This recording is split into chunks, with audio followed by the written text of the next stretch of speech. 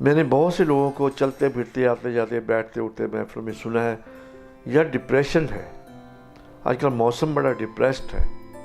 ایک تو نارمل یہ ایک ٹرمینالوجی ہے ڈپریشن جو کہ کامن لینگویج اور عام طور پہ استعمال کی جاتی ہے. تو ڈپریشن سے مطلب یہ لیا جاتا ہے جو میں نے محسوس کیا ہے موڈ سے تعلق ہے. آپ کی موڈ سے اور آپ کے مزاج اور آپ کی سوچ سے اس کا تعلق ہے. تو ڈپریشن واقعی میں کہوں گا کہ ایسی ہی ایک چیز ہے کہ ڈپریشن جو ہے اس کا پہلے جو علامت ہوتی ہے وہ ہوتی ہے سیڈنس. اب اس کی وجوہات کیا ہیں وہ آپ کے ایکسٹرنل ہیں یا انٹرنل ہیں وہ بعد کی بات ہے، لیکن فیلنگ جو ہے وہ سیڈنس کی آ جاتی ہے، یہ لاس کی یا خوشی کی، یہ چیزیں موڈ سوئنگز جو ہیں. اب دیکھیں ڈپریشن جو ہے نا وہ عام طور پہ ویسے بھی کامن سی چیز ہے. مثال کے طور پہ یہ کہا جاتا ہے کہ کوئی فیلور میں ہو گیا، گھر میں کوئی ڈیتھ ہو گئی، کوئی نقصان ہو گیا.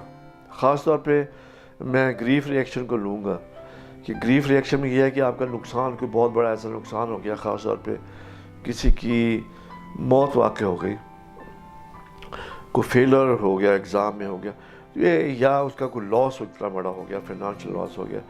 تو یہ چیزیں جو ہے نا یہ ڈپریشن جو ہے یہ موڈ ویریشن جو ہے یا آپ کی انٹرنل فیلنگ جو ہے وہ کچھ دنوں تک عام طور پہ اندازہ لگایا گیا ہے کہ 3 ہفتے کے لیے آپ کا موڈ جو ہے وہ لو رہتا ہے، اور اس کے بعد آپ خود ہی اس سے نکلنا شروع اپنے باڈی ڈیفینس سے اور اپنے کاموں سے خود ہی نکلنا شروع ہو جاتے ہیں. تو اس میں اتنی ایفرٹ اور کوشش کی ضرورت نہیں ہوتی، یہی ہوتا ہے کہ اپنے آپ کو مصروف رکھا جائے اور اس جگہ سے دور ہونے کی ضرورت بھی نہیں ہوتی ہے، وہیں پہ وہ سیٹل ہو جاتا ہے. ایک ڈپریشن ہوتا ہے جو کہ اصل میں النس اور ہیلدی لائف میں فرق ہے. کہ ہیلدی لائف میں کوئی ڈپریشن ہو کوئی مسئلہ ہو جائے وہ یہ ہے کہ اس وقتی طور پہ ہوا، پھر اس کے بعد اس کا حل نکل آیا. لیکن بیماری میں یہ ہوتا ہے کہ انسان آہستہ آہستہ آہستہ بستر سے لگ جاتا ہے، وہ اپنے روٹین جو کام کاج دن روزمرہ کے اس کو چھوڑ جاتا ہے، وہ اس سے مشکل ہو جاتے ہیں. تو اس کو ہم کہتے ہیں کہ یہ اب بیماری کی شکل اختیار کر رہی ہے یہ علامت جو ہے.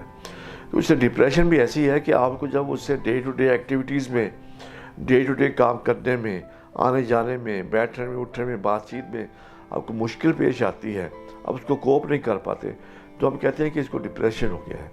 تو جب کہ اس کی انویسٹیگیشنز کروا لی جائیں، باقی ٹیسٹ کروا لی جائیں.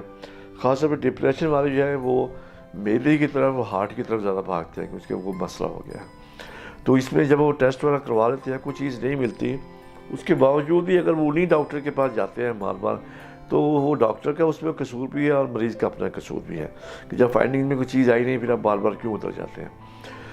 اس میں سیکائٹرسٹ کا رول آ جاتا ہے کہ وہ اس کو دیکھ کے، کیونکہ اداسی آئے گی، پھر مایوسی پیدا ہوگی، نا امیدی پیدا ہوگی، آپس میں انٹریکشن جو ہے لوگوں کے اس میں اس کو گھبراہٹ محسوس ہوگی، وہ علیحدہ رہنا زیادہ پسند کرے گا، اس کی جو توجہ ہے وہ مرکوز نہیں ہوگی، وہ سکیٹرڈ ہوگی، اور اس کے لیے ہر چیز ویران سمجھنے کے محسوس ہوگی. جیسے ایک وہ ناصر کاظمی کا شعر ہے، دل تو میرا اداس ہے ناصر، شہر کیوں سائیں سائیں کرتا ہے، یا اداسی میرے دیواروں پہ بال بکھیرے سو رہی ہے. مطلب اس کو اس قسم کی جو فیلنگ شروع ہو جاتی ہیں کہ وہ سمجھتا ہے کہ ساری دنیا جو ہے وہ اداس ہو کر نظر آنے شروع ہو جاتی ہے. حیران دیکھتا ہے کہ دنیا کو کیا ہو گیا، اس کے ماحول، اس کا موسم، اس کی ہوا اس کو اداسی میں محسوس ہوتی ہے.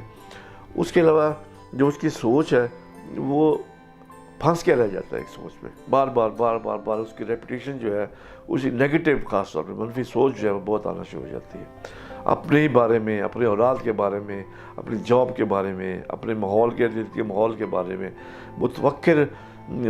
فکر مند تو انسان ہوتا ہے لیکن وہ فکر ہی رہ جاتا ہے، کام چھوٹ جاتا ہے. تو اس لیے اس چیزوں کو یہ دیکھنا چاہیے، اور آخر میں آ کے انسان کو ایک گلٹ فیلنگ شروع ہو جاتی ہے، پچھتاوے کا احساس کہ مجھ سے وہ ایک غلط کام ہوا تھا، اس کی سزا مجھے جو ہے وہ اب مل رہی ہے آ کے. تو پہلے کبھی زندگی میں کبھی ایسی چیزیں محسوس نہیں کرتا، پھر وہ محسوس کرنا شروع کر دیتا ہے. تو جب یہ علامت آتی ہے وہ گلٹ فیلنگ اتنی اس کو ہوتی ہے، پچھتاوے کا احساس، کہ وہ اس پچھتاوے سے جان چھڑانے کے لیے بعض اوقات وہ خودکشی کی طرف جاتا ہے. اس کو یہ سوچ کر سکون محسوس ہوتا ہے کہ اگر اس چیز نے میری جان نہ چھوڑی، اذیت سے میں نہ بچا، تو کم از کم یہ ایک قدم تو ہے جس سے میں پھر یہ اس سوچ سے، اس مصیبت سے، اس اداسی سے میں اپنی جان چھڑوا لوں گا۔ تو یہ چیزیں آپ کو میں نے اس کے اسٹیپ وائز بتائی ہیں۔